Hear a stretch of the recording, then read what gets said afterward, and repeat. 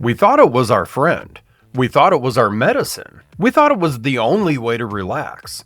But Proverbs 23 rips the mask off. It bites like a snake. It strikes like a cobra. So if you kept a cobra in your living room, would you be surprised when it bit you? Then why are we surprised when alcohol destroys our lives? Welcome to day 23 of A Proverb a Day Keeps the Police Away. Today, we are reading through Proverbs 23 from the Message version. My name is Robert. I'm a peer recovery coach who sees the lighter side of life, and I'm happy to have you along today. We're going to look at the most famous description of addiction in the Bible, the insanity of sleeping in the crow's nest, and why you need to stop envying the rebels. Let's start with verses 1 through 18. Verse 17 addresses that FOMO, the fear of missing out, that we all get in early recovery. We're going to be picking up where we left off yesterday, reading through those 30 precepts from sages, which basically just are general rules intended to regulate behavior from some pretty wise dudes. So let's jump right in. Number 6, when you go out to dinner with an influential person, mind your manners. Don't gobble your food.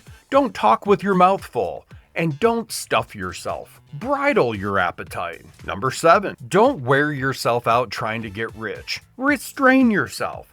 Riches disappear in the blink of an eye. Wealth sprouts wings and flies off into the wild blue yonder. Don't accept a meal from a tightwad. Don't expect anything special. He'll be as stingy with you as he is with himself. He'll say, eat and drink, but won't mean a word of it. His miserly serving will turn your stomach when you realize that the meal is a sham. Number 9, don't bother talking sense to fools. They'll only poke fun at your words. Number 10, don't stealthily move back the boundary lines or cheat orphans out of their property, for they have a powerful advocate who will go to bat for them. Number 11, give yourselves to disciplined instruction. Open your ears to tested knowledge. Number 12, don't be afraid to correct your young ones. A spanking won't kill them. A good spanking, in fact, might save them from something worse than death. Number 13, dear child, if you become wise, I'll be one happy parent. My heart will dance and sing to the truthful tune that you'll speak. Number 14, don't for a minute envy careless rebels. Soak yourself in the fear of God. That's where your future lies. Then you won't be left with an armload of nothing. Verse 17 says there, don't for a minute envy careless rebels. Soak yourself in the fear of God. Now, let's be honest here. Do you sometimes scroll through your social media, seeing people partying and drinking and doing all the old stuff and think, man, I sure wish I could do that? That's the disease trying to trick you back in. You're envying a highlight reel of a disaster movie. You don't see the hangover or the regret or the broken relationships. Don't envy the rebel. They're driving without brakes. You are building a future. Stay in your own lane. Next up, we have verses 19 through 28. There's a specific instruction here about what we should be buying. Let's jump back in. Number 15. Oh, listen, dear child, become wise. Point your life in the right direction.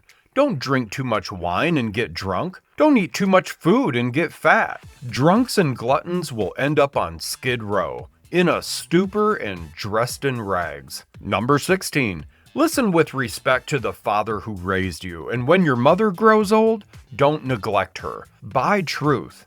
Don't sell it for love or money. Buy wisdom, buy education, buy insight. Parents rejoice when their children turn out well. Wise children become proud parents. So make your father happy. Make your mother proud. Number 17. Dear child, I want your full attention. Please do what I show you. A prostitute is a bottomless pit. A loose woman can get you in deep trouble fast. She'll take you for all you've got. She's worse than a pack of thieves. All right, verse 23 is the core value of this whole challenge. Buy truth, don't sell it for love or money. Buy wisdom, buy education, and buy insight. In active addiction, we sold the truth every single day. We sold our integrity to buy a lie. We sold our family's trust to buy a high. Recovery is the process of buying that truth back. It costs something, though. It costs you your pride and your comfort, costs you your old friends. But Solomon says buy it, and once you have it, don't sell it for anything. Not for a job or a relationship, and definitely not for a temporary high. The truth is the most valuable thing that you own. Finally, verses 29 through 35. This is it, the most accurate picture of addiction ever written. Let's finish it out here. Number 18. Who are the people who are always crying the blues? Who do you know who reeks of self-pity? Who keeps getting beaten up for no reason at all? Whose eyes are bleary and bloodshot? It's those who spend the night with a bottle, for whom drinking is serious business.